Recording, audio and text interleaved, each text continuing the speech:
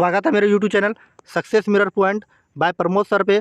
आज हम लोग भारतीय संविधान के विषय में पढ़ेंगे। अगर आप इस चैनल पे नए हैं तो वीडियो शुरू से अंत तक जरूर देखिए। अगर आप किसी भी एग्जाम की तैयारी करते हैं, bank, SSC, railway, group D या जनरल कंपटीशन की, यूपीएससी, बीपीएससी या बिहार पुलिस, बिहार दरोगा, तो वहाँ करंट अफेयर्स के साथ साथ ये पॉलिटी से भी क्वेश्चन पूछे जाते हैं 5 से 6 नंबर। अगर पर डे हम वीडियो अप टू डेट करते हैं यूट्यूब पर बना करके, तो अगर पर डे ये वीडियो को देखते चलते हैं, अगर 5 से 6 नंबर पॉलिटी से क्वेश्चन पूछे जाते हैं तो इस पर पकड़ 100% गारंटी लेते हैं कि इससे एक भी क्वेश्चन बाहर नहीं पूछे जाएंगे। वीडियो बहुत छोटा होगा, आप देखते चलिए पर डे, और इसमें नो बकवास मिलेगा आपको। तो चलिए आज जानेंगे भारतीय संविधान का विकास कैसे हुआ, उनके विषय में जानते हैं। अगर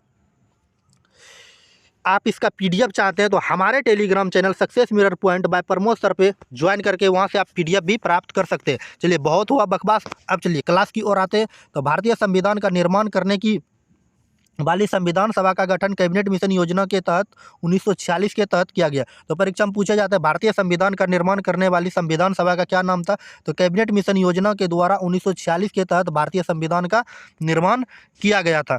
इनके बाद चलिए नेक्स्ट पॉइंट है किया तथा संविधान सभा द्वारा इसे 26 नवंबर 1949 को अंगीकृत किया गया था। 26 नवंबर 1949 को हमारा संविधान भारत का बनकर क्या हो गया था, तैयार हो गया था। और साथ ही साथ 26 जनवरी 1950 को पूरे प्रभावी रूप से इसे लागू किए गए थे पूरे भारत में। इनके बाद चलिए नेक्स्ट पॉइंट की बात करते हैं। नेक्स्ट पॉइंट है, जब इसे लागू किया गया था तो उस वक्त 22 गो भाग थे, 395 अनुच्छेद थे और 8 गो अनुसूची थे। देखिए, अब भारतीय संविधान या भारतीय पॉलिटी जिसको कहते हैं, पॉलिटी राज्य व्यवस्था, अलग अलग किताब में अलग अलग तरफ से नाम लिखे रहते हैं। तो अब इनके विषय में हम लोग को पढ़ना क्या क्या पड़ता है। सबसे पहले तो बात भाग के 22 गो भाग होता है, 22 गो भाग पढ़ लेंगे।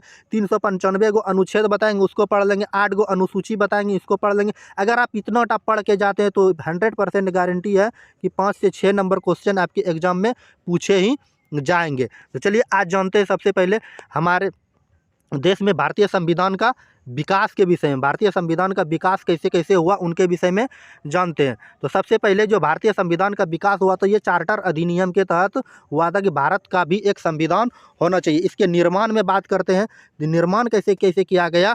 तो वर्तमान में हम बताएं कि अगर अनुच्छेद की बात करते हैं, मूल संविधान में बात करते हैं कि मूल संविधान में कितने अनुच्छेद थे, तो 395 अनुच्छेद थे मूल संविधान में। अब वर्तमान में बात करते हैं कि 400 प्लस अनुच्छेद हो चुके हैं। अगर अनुसूची की बात करते हैं तो अनुसूची जो हो चुका है कि वर्तमान में जो थे, वर्तमान में अभी 8 है, लेकिन मूल संविधान में जो है 8 अनुसूची थी। भाग की बात करते हैं 22 को भाग, ये नहीं तो घटा है नहीं तो बढ़ा, जितना मूल संविधान में था उतना ही वर्तमान में अभी भाग मौजूद है। बात समझ। अब इनके बाद क्या पढ़ना पड़ता है हमको, प्रस्तावना के विषय में भी पढ़ना पड़ता है। अब चलिए यहाँ देखते हैं, इतना तो हम लोग को पढ़ना पड़ता है, एक एक करके विषय में जानेंगे।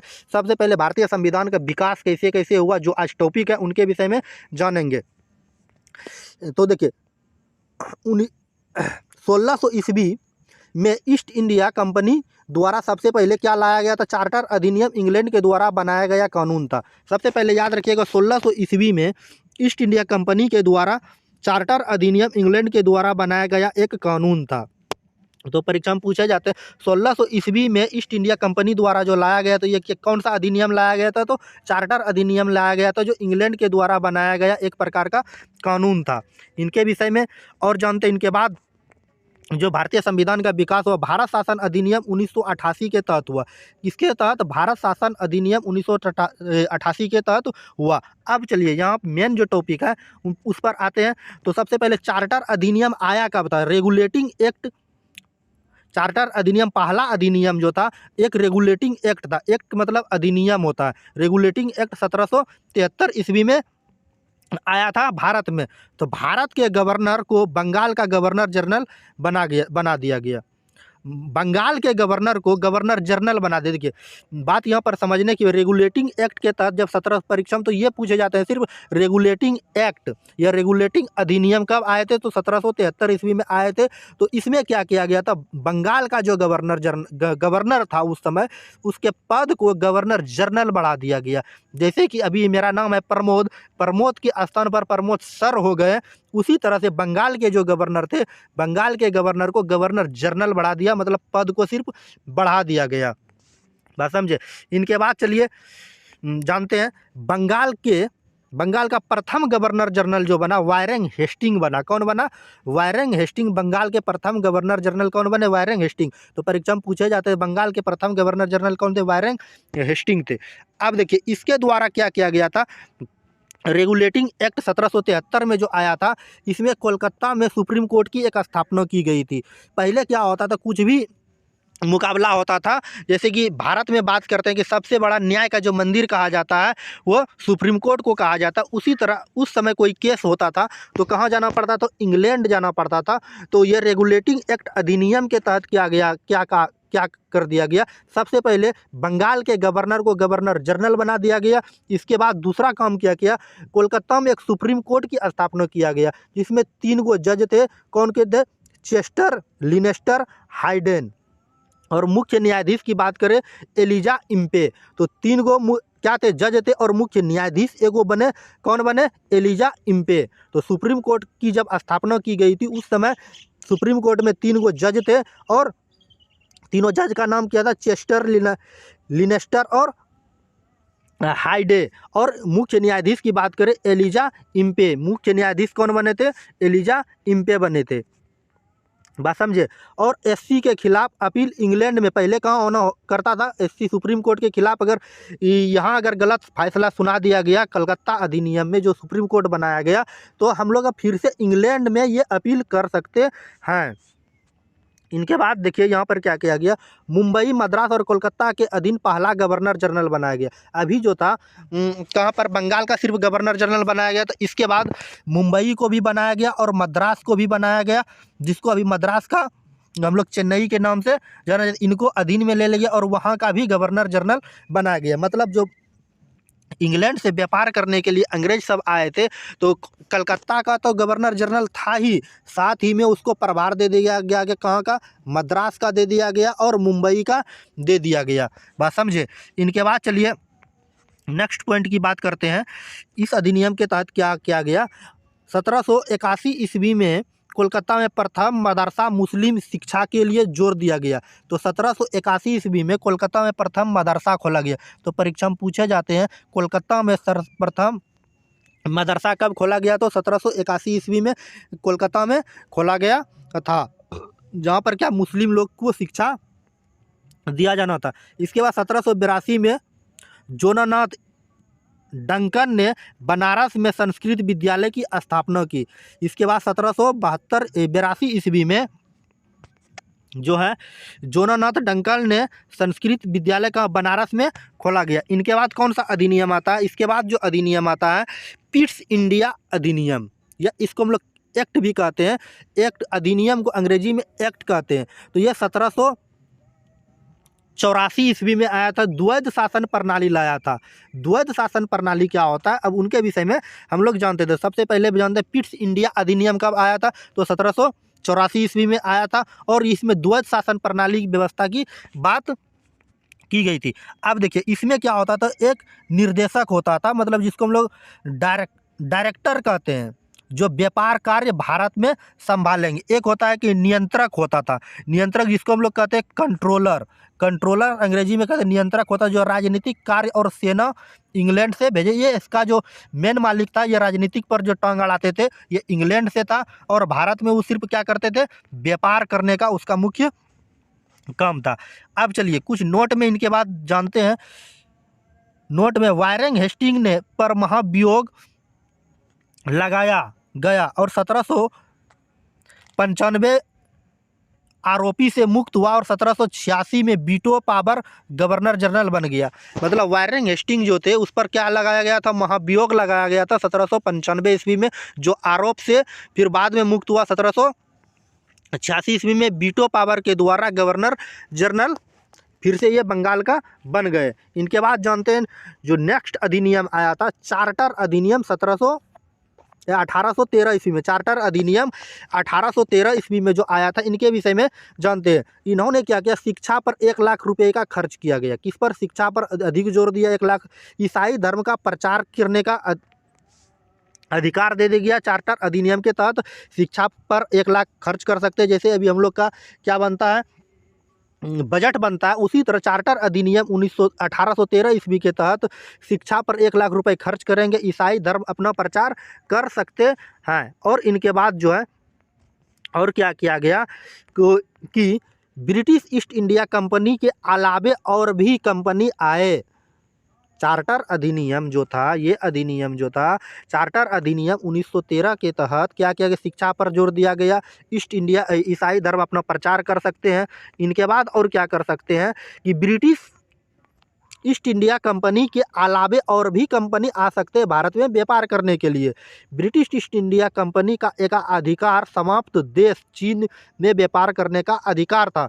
और देखिए ब्रिटिश ईस्ट इंडिया कंपनी जो था ये चीन में व्यापार कर सकते हैं, लेकिन और सब भी जो आएंगे उसको चीन में व्यापार करने का अधिकार नहीं था। इनके बाद जो आया चार्टर अधिनियम 1833 ईस्वी में, चार्टर अधिनियम 1833 ईस्वी में आया। इनके विषय में क्या कहा गया, ब्रिटिश ईस्ट इंडिया कंपनी का एक अधिकार पूर्णतः समाप्त कर दिया गया। और ये अधिनियम जो आया चार्टर अधिनियम 1833 ईस्वी में, ये क्या कर दिया गया, ब्रिटिश ईस्ट इंडिया का जो एक अधिकार दिया गया था उसको समाप्त कर दिया गया, विधि सदस्य जोड़ा गया। इनके बाद आया चार्टर अधिनियम 1853 ईस्वी में, चार्टर अधिनियम 1853 ईस्वी में आया। और इसमें क्या किया गया, विधि परिषद परीक्षा की व्यवस्था, कर्मियों की आयु सीमा 18 वर्ष से 23 वर्ष किया गया। मतलब जो भी यूपीएससी या बीपीएससी उस समय होता था, जो इंग्लैंड में एग्ज़ाम देने के लिए जाना पड़ता था, उस समय आयु को बढ़ा करके 18 से क्या कर दिया गया, अब 23 वर्ष तक आप आयु एग्ज़ाम दे सकते हैं। इनके बाद चलिए नोट में और बातें जानते हैं।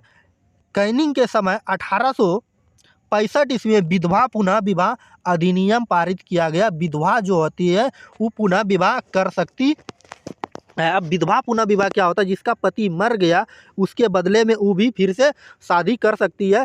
कैनिंग के समय ही 1865 ईस्वी में यह विधवा पुनः विवाह कानून लाया गया था। इसके बाद जानते हैं सिपाही विद्रोह हो गया। कब? 1857 ईस्वी में सिपाही विद्रोह हो गया। इनके बाद चलिए द्वैध शासन प्रणाली, द्वैध शासन प्रणाली को समाप्त 1858 ईस्वी अधिनियम शासन के तहत किया गया। द्वैध शासन प्रणाली जो इनके विषय में हम बताएं, इसको 1858 अधिनियम शासन के तहत कर दिया गया। तो राजा जो था उस समय क्या था, राजा हुआ करता था और राजा की जगह क्या कर दिया, वायसराय और राज्य सचिव। राज्य सचिव जो ये राजा के द्वारा एक भेजे गए एक अधिकारी था, और भारत में जो होंगे ये वायसराय होंगे। इनके बाद चलिए इनके विषय में जानते हैं ये कब कब क्या क्या किया गया। अब देखिए 1 नवंबर कैनिंग ने पढ़ा, जो महारानी एलिजाबेथ ने क्या भेजा था, एक घोषणा पत्र, महारानी की घोषणा पत्र 1 नवंबर कैनिंग ने क्या कर दिया, इलाहाबाद में घोषणा पत्र पढ़ा। कोई भी कानून इंग्लैंड से बनकर नहीं आएगा, जो भी कानून बनेगा वो अब सिर्फ और सिर्फ भारत में बनेगा। कहाँ पर बनेगा? भारत में बनेगा। कोई भी कानून इंग्लैंड से बनकर नहीं आएगा। बात समझे। समाप्त क्या क्या कर दिया गया इसमें जानते हैं। इस अधिनियम के तहत समाप्त जो ब्रिटिश ईस्ट इंडिया कंपनी का शासन प्रणाली जो था, इसको क्या कर दिया गया, समाप्त कर दिया गया।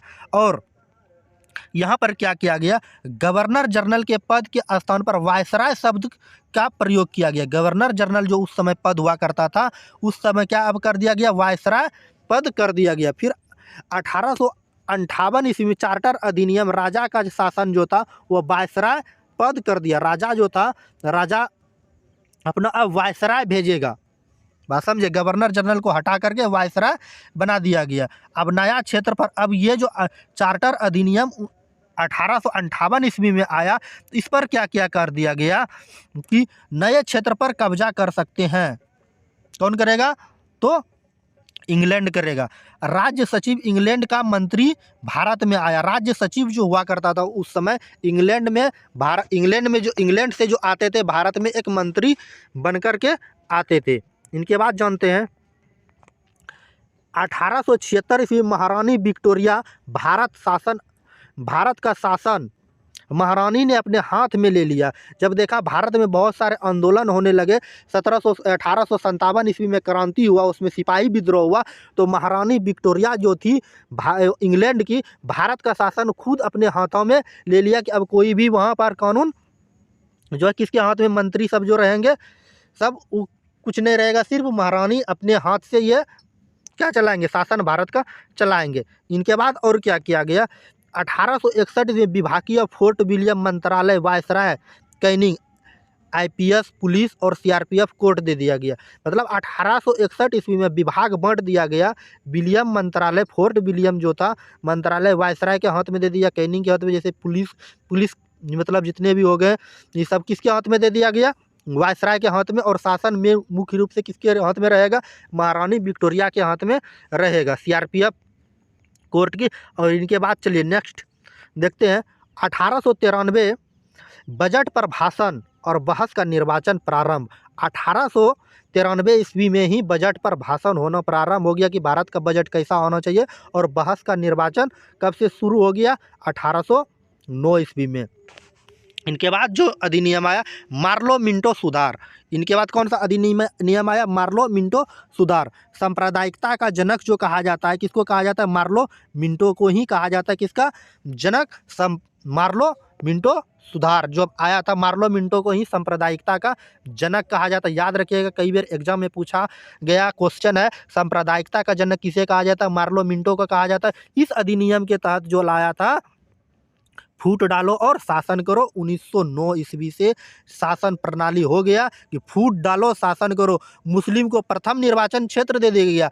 जो हम लोग के देश में हिंदू मुस्लिम मिलकर रहते थे, उस समय मुस्लिम को अब क्या कर दिया गया, 1909 से मुस्लिम को अलग निर्वाचन क्षेत्र दे दिया गया कि आप लोग अब अपना अलग देश बना सकते हैं, 1909 ईस्वी से। फिर 1919 आया मेंटोक्यू चैंपर्स फोर्ड। 1919 की क्रांति को कौन भूल सकता है, जलियांवाला बाग हत्याकांड, रॉलेट एक्ट इसके लिए प्रसिद्ध है। इसमें क्या कर दिया गया, 1909 में आया, मुस्लिम को अलग क्षेत्र दे दिया गया कि आप लोग अपना अलग देश बनाइए। ईसाई सिख को अलग क्षेत्र दे दिया, ईसाई और जो सिख थे इसको भी अपना अलग क्षेत्र दे दिया। महिलाओं को मत देने का अधिकार दिया, ये अच्छा काम किया, महिलाओं को मत देने का अधिकार दिया। लेकिन दो गो जो है पूरा बेकार काम कर दिया। कौन कौन, ईसाई को क्या कर दिया, अलग निर्वाचन क्षेत्र दे दिया, और मुस्लिम को अलग निर्वाचन क्षेत्र दे दिया गया। और इनके बाद क्या कर दिया गया कि राज्य में द्वैध शासन प्रणाली कर दिया गया, और भारत और अंग्रेज इसमें रहा। राज्य में भी द्वैध शासन होगा, जिसमें एक भारतीय होगा और एक अंग्रेज होगा। इनके विषय में जानते हैं। अब देखिए, जिस समय अभी जो होता है वर्तमान में केंद्र में जो रहते हैं, जैसे कि अभी एनडीए का सरकार है, एनडीए की सरकार है, तो वो क्या है, केंद्र में है, और अलग अलग राज्य में अलग अलग पार्टी की सरकार है। उसी तरह अंग्रेज जो होते थे ये केंद्र के तरह सरकार करते, केंद्र पर अपना देखरेख करते थे। ये जो काम करते थे शिक्षा, गृह, उद्योग और पुलिस और वित्तीय मंत्रालय। तो अंग्रेज के पास क्या क्या चल गया, मतलब केंद्र का उस समय केंद्र इंग्लैंड के पास क्या क्या रखा, उन्होंने अपने द्वैध शासन प्रणाली में शिक्षा रखा, गृह उद्योग रखा, उद्योग में जितने भी सारे कंपनी आते हैं सब उद्योग में आते हैं, पुलिस रखा ताकि भारतीयों को पिटवा सके, और वित्तीय मतलब पैसे की देखरेख, मतलब यहाँ से कमाएगा और यहाँ से पुलिस से पिटवाएगा, और क्या करेगा, पैसे का भी मालिक कौन रहेगा, केंद्र रहेगा, मतलब अंग्रेज रहेगा। ऐसा सिस्टम कर दिया किसने, अंग्रेज ने। इसके बाद भारत को क्या थमा दिया, हाथ में झुंझुना थमा दिया, क्या कि आप अपने देश में शौचालय बनवाइए, सड़क बनवाइए, ताकि हम अपने से ढो सके। और कल्याण मंत्री दे दिया किसको, भारत को मतलब राज्य इसको बना दिया गया। इनके बाद चलिए अब देखिए, और राज्य के पास क्या क्या दे दिया गया, संरक्षित विषय पर हस्ताक्षर नहीं कर सकते, और किसी भी विषय पर जिस पर केंद्र शासन करेगा उस पर आप हस्ताक्षर नहीं कर सकते थे। ये था 1919 अधिनियम, और 1909 अधिनियम के तहत इतना कुछ किया गया हमारे भारत देश में। अब चलिए भारत शासन अधिनियम 1935 के तहत चलते हैं। भारत शासन अधिनियम 1935 में क्या क्या किया गया, अब देखिए यहाँ भी पूरा घटिया काम किया गया है। क्या क्या किया गया है कि देखिए म्यांमार को भारत से अलग कर दिया। हमारा देश जो म्यांमार था, कभी हमारा देश हुआ करता था, उस समय जब 1935 से पहले हमारे देश भारत से इसको क्या कर दिया, म्यांमार को अलग कर दिया गया और राज्य में द्वैध शासन समाप्त कर दिया गया। हमारा राज्य जो था उसमें क्या कर दिया गया, द्वैध शासन समाप्त कर दिया गया। केंद्र में द्वैध शासन 80% भाग संविधान में जोड़ा गया और केंद्र में जो है द्वैध शासन प्रणाली जो 80% हमारे भारतीय संविधान में जोड़ा गया, यही सब कानून जोड़ा गया 1935 के तहत ही जोड़ा गया है। बात समझे? उम्मीद है ये समझ में आई होगी।